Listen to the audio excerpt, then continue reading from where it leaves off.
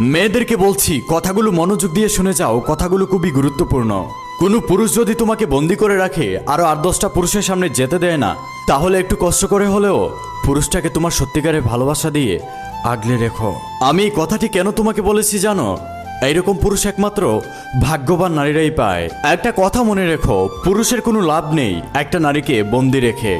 একটা পুরুষ তখনই একটা নারীকে বন্দি করে রাখে যখন সে ওই নারীটাকে মন থেকে ভালোবাসে। একটা পুরুষ যখন একটা নারীকে মন থেকে ভালোবেসে ফেলে, তখন পুরুষটা চায় না তার প্রিয় মানুষটা বাহিরের দুনিয়াতে যাক, আরো 8-10টা পুরুষের সামনে যাক।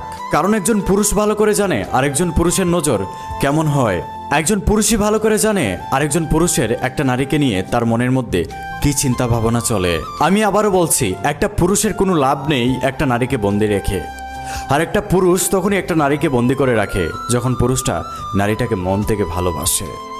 তাই কোনো পুরুষ যদি তোমাকে বন্দি করে রাখে, ভালোবাসা দিয়ে আগলে রাখে, তাহলে তুমি তার জীবনে একটু কষ্ট করে হলেও থেকে যেও। কারণ এরকম পুরুষ একমাত্র ভাগ্যবান নারীরাই পায়।